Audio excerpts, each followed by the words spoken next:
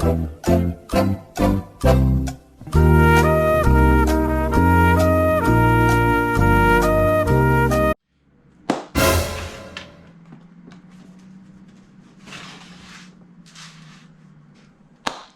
up, YouTube? This your boy EJ, aka the Road Runner. So let me tell you how I came up with this Road Runner name.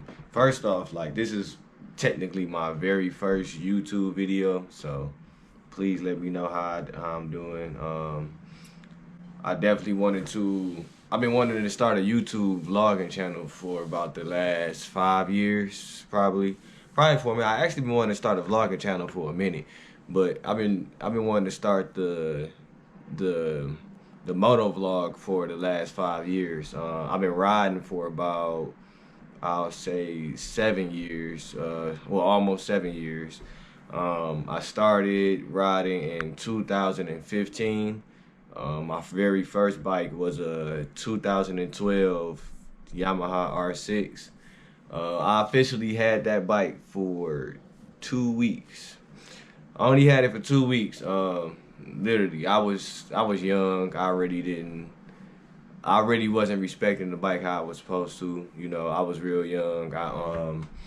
I ended up totaling the bike by trying to pop a wheelie. Tried to pop a wheelie literally the second week of me riding. Like, and that was my very first time. Like, I knew how to ride. I had went to school to well, first I took my riding class back in 2014. I had my endorsement, never had a bike. I test drove a couple crotch rockets that I was supposed to buy back in 2014. That was like the closest to riding a motorcycle really that I had. Ended up purchasing one in 2015, which was the 2012 R6. Like I said, totaled that after 2 weeks trying to pop a wheelie. I was okay though. I didn't break no bones, thank God. I had on a book bag with my laptop in it. It didn't break, but I did hit my back a little bit, and I had a lot of road rash on my leg. Like, it was terrible. Like, and I tried to hide it too, and that was the terrible part about it.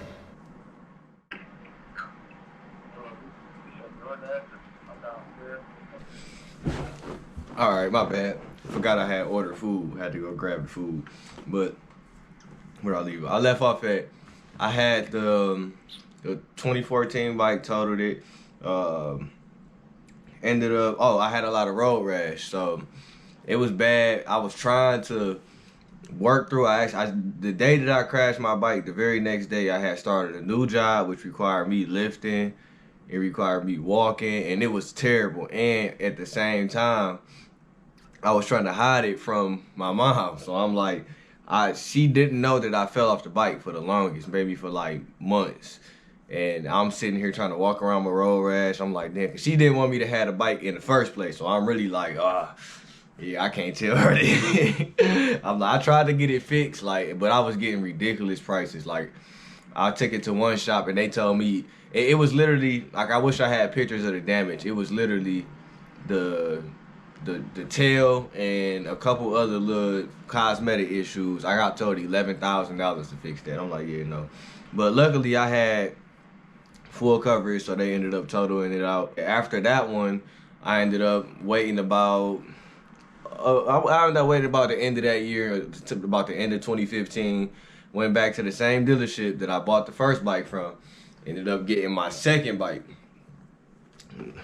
Now, my second bike was a 2009 R6S.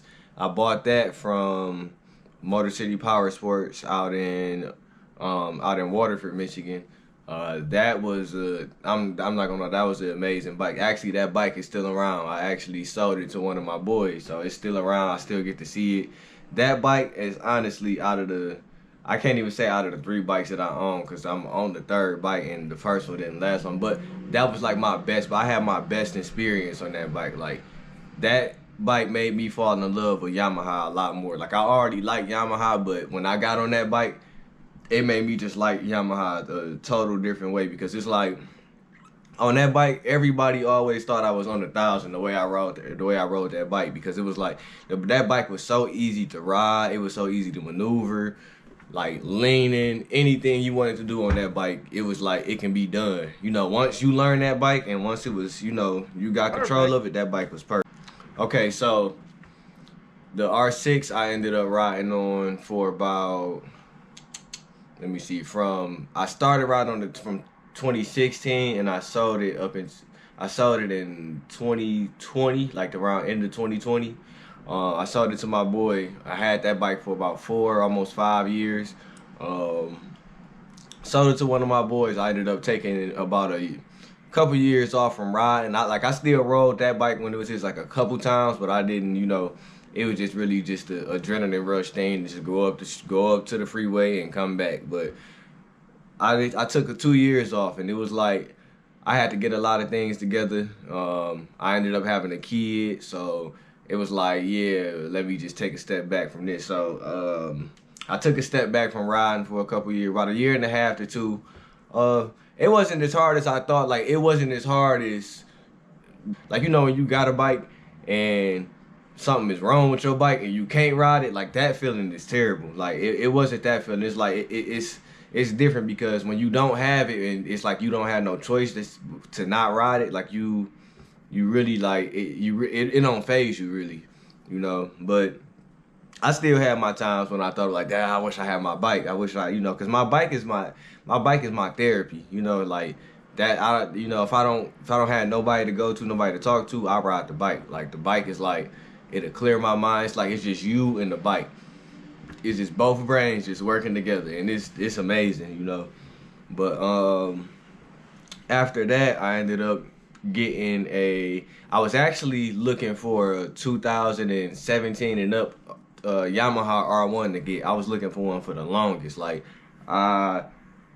it's like the year I was trying to buy one 2021, and that year when I was trying to buy one, it's like everything was going wrong. Like, everything that wasn't financial was going wrong. Like, I had the money to get the bike, but everything was going wrong. Like, I went to go get another bike. It was some title issues with one, a title issue with another one, and then I'm like, okay, I almost gotta just say forget it because I just wanted a bike. I almost just got a ZX10. Now, don't get me wrong, I like ZX10, and I'm like, okay, let me see what Kawasaki about, because I do kind of hear good things about them. I like them, but the dealer that I went to told me, he was like, yeah, don't get that bike. And I'm like, if the dealer is telling me not to get this bike, yeah, no, I'm straight. Like, it's something. So I was like, yeah, whatever. I just wait a whole another year, and because it was the end of that season anyway, I'm like, I'll see if I can find something, because I really did want an R1. So the time come for me to get another bike, I ended up, I was looking for an R1, looking, couldn't find one. All of the R1s that I found was completely overpriced. Like, and I'm not even gonna say some of them was overpriced, some of them was just like, it was just the miles, it'd be high miles. So I ended up stumbling across a BMW. I looked at it. It was like, I think he wanted 11.5 for it, almost 12,000 for it, and it only had like 10,000 miles on it. I'm like, that's a nice deal. Like, I think it was like he had it marked at 11. Ended up getting it down a couple thousand. So I really was like, oh yeah, it's a steal. It's like, it's no reason why I shouldn't grab this bike right now. Like, I'm looking for a bike. I know it's BMW. I know it's kind of expensive for maintenance, but I'm like, having a bike is expensive anyway, because even having the R6, I still came out of thousands of dollars. So it's like, having a BMW, I feel like it shouldn't be that much there, which it's not really. Like, you get hit with some of the maintenance costs, and you was like, oh, okay, like, I know my next maintenance checkup is supposed to be at 18,000 miles, and I think the dealer told me that was gonna be like maybe $1,100 checkup. I'm like, woo, like, but it's needed to have a BMW, so it's like, okay, I'm not really, at least I know when that's coming, you know. But I ended up getting that bike from a guy. He really loved that bike. Like, he did love that bike, but he had other toys, and he like, I don't really ride it no more. He like, you know, it's just sitting in my garage collecting dust at this point. So I'm like, okay, cool. Ended up getting the bike from him. Rode the bike the first day, and it was like, it was crazy. Like, that was my very first time getting on the BMW motorcycle, and I'm like, I never even thought of me saying like, oh, well, you know, I might have said a couple of times, so I want a BMW, you know, but it was like, I don't know, I just felt like back then, I just felt like it was kind of out of my reach. I felt like I just wanted to stay with the, you know, because I always heard, oh, it's expensive to do this and that and that. So I'm like, okay. But it's like you never really know how something is till you do it yourself. So I'm like, you know what? Let me do it myself. You know, it's a nice bike. I got it for a nice price. You know, let me see what it's about so I can know. So far it's smooth. I do love having that BMW. Like I rode it and it's a different feeling. Like I didn't rode different thousands. I rode a R1. I rode a 2018 R1, but not really. I didn't really ride it. I just really rode it up the block and rode it back. I like the smoothness of it, but riding that BMW, when I got on there and seen the different modes, like it got 4 different modes. It got rain mode, sport mode, race mode, and slick mode. Now, all of those modes is like it give you different feelings. Like it give you different amount of power. You know, of course, starting from rain being the lowest and slick being the highest. Like that is. It's hard to explain. Like, you know, you get on there and you get in that slick, you feel like you just hit like no, but for real, it's like owning that bike is real smooth, man. Like it just riding it, the ride of it is like the ride on it is so smooth. You know, it's reliable. I got ABS, I got everything. Oh yeah, I'm gonna put my Instagram right here on the screen too, and I'm gonna put it down in the description. Follow me on Instagram. It is _roadrunner. Wait, let me make sure. I just changed it. Hold on. I'm sorry. 2 underscores roadrunner 510. I'm trying to get real with this camera here. This is my first time really being in front of a camera and talking for this long. I'm actually proud of myself. I never thought I would like be able to do something like this, but I'm trying to, you know, look at the camera, remember that I'm talking to y'all and not, you know, so y'all, you might see me go like this and go like that. You know, I'm just trying to get used to really talking to the camera, you know, getting the feel for it, you know. But this here is the first video, man. I hope y'all really enjoyed this. I just wanted to introduce myself, shoot y'all with a video, because I know I've been saying, oh yeah, video on the way, but I want to finally get this done, finally get a video out for y'all, you know. I hope y'all enjoy it. Please subscribe and like the channel. Please subscribe and like this video. Share this video on Facebook, Instagram. I'm trying to get it out there. This summer finna be a sweet, wild summer for y'all, man. I got some footage for y'all. Got some footage. I got some stuff to do to the bike. I got some stuff that I need y'all to see. I want y'all to see. And I promise you, you will not be disappointed. All right, man. I'll holler at y'all next time to the next video.